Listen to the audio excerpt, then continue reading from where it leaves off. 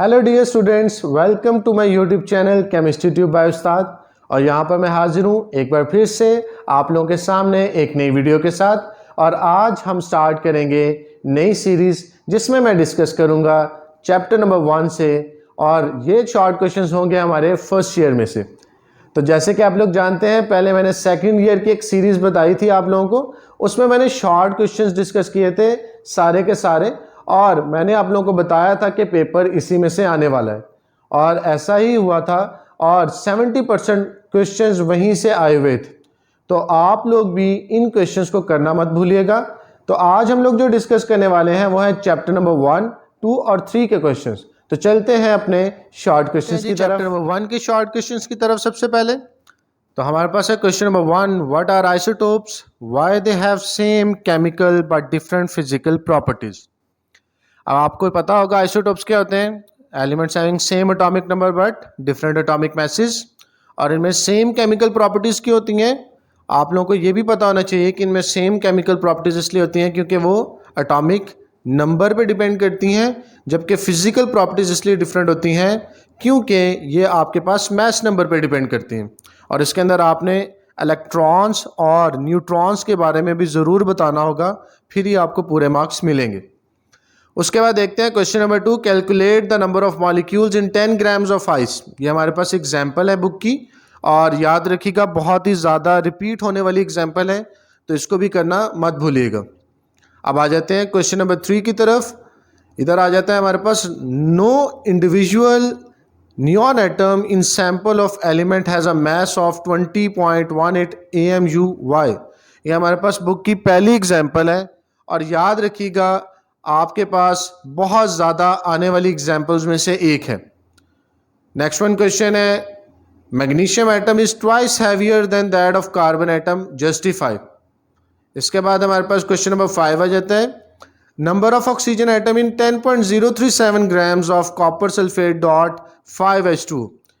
अब याद रखिएगा ये क्वेश्चन नंबर 10 जो हमारी एक्सरसाइज का है वहाँ से एग्जाम्पल ली गई है, और ये बहुत इंपॉर्टेंट है। इवन चैप्टर नंबर 1 में जो क्वेश्चन 10 है वो बहुत ज़्यादा इंपॉर्टेंट है, और इसमें से कोई भी पार्ट आप लोगों का मिस नहीं होना चाहिए। पर ये मैं यहाँ पर मोस्ट रिपीटेड क्वेश्चंस की बात कर रहा हूँ, तो इसमें से ये मोस्ट रिपीटेड पार्ट है।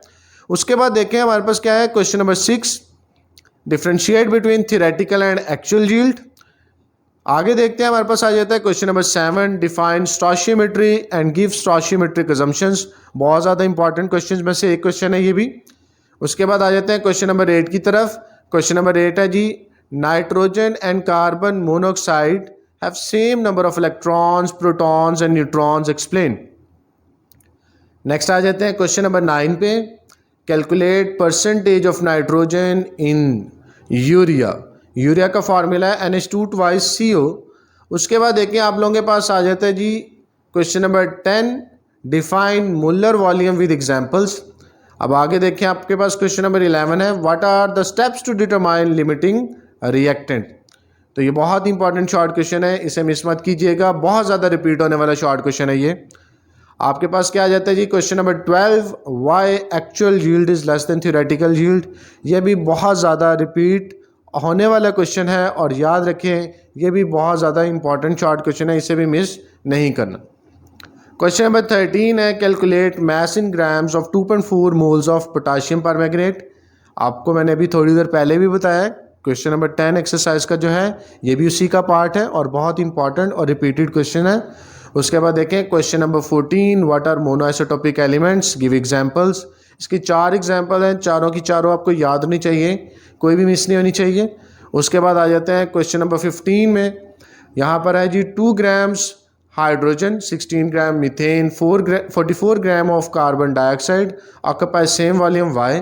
तो ये भी इंपॉर्टेंट शॉर्ट क्वेश्चन है। और लास्ट वन फिर से क्वेश्चन नंबर 10 के अंदर से एक और पार्ट आया हुआ है, यह है जी आपके पास क्या, इधर आ जाता है moles of oxygen atom in 9 gram of magnesium nitrate.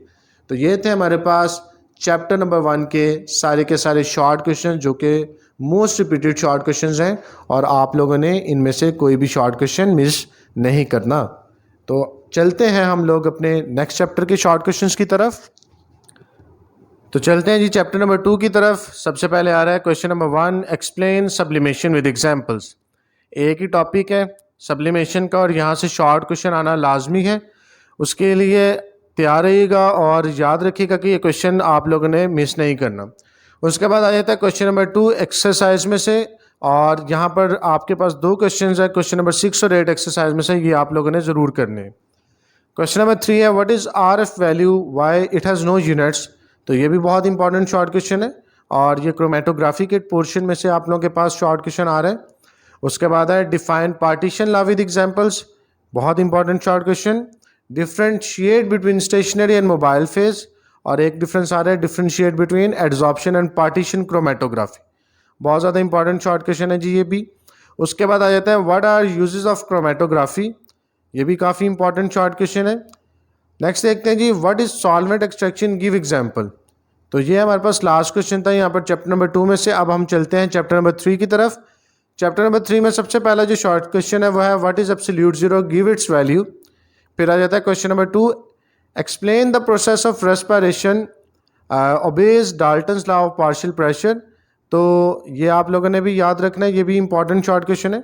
Even सारी की सारी एप्लीकेशन जो है डाल्टन्स लॉ की वो आप लोगों को आनी चाहिए, क्योंकि ये कोई ना कोई एप्लीकेशन शॉर्ट क्वेश्चन में ज़रूर पूछी जाती है। अब आ जाते हैं क्वेश्चन नंबर 3 की तरफ। Write down 4 postulates of kinetic molecular theory. Number 4 पे है question calculate the value of gas constant R, जिसे आप जनरल गैस कांस्टेंट कहते हैं, और इसकी सिस्टम इंटरनेशनल यूनिट्स के अंदर जो वैल्यू है वो ज़्यादातर पूछी जाती है। नेक्स्ट क्वेश्चन है derive Boyle's law from kinetic molecular theory of gases. उसके बाद है question number 6 prove that density is equal to pressure into molecular mass divided by R into T. तो इसको याद रखने के लिए prime minister divided by Rana टिग्रीना, इस तरह आप लोग इसे याद कर सकते हैं।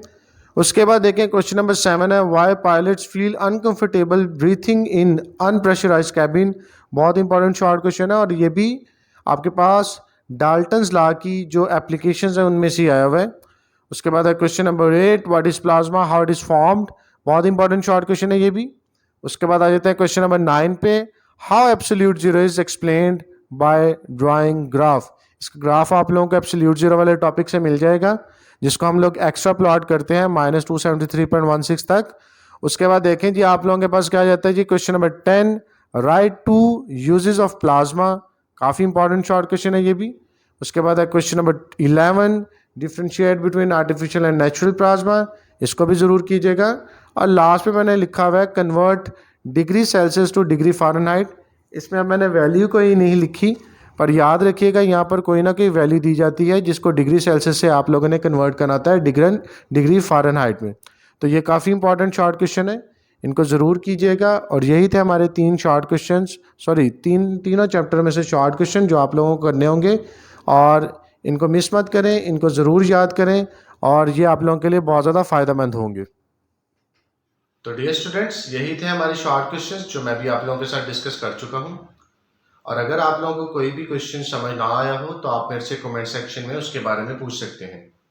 इसके अलावा अगर आप लोगों को कोई भी क्वेरीज हो वो भी आप मुझे अपनी बता सकते हैं।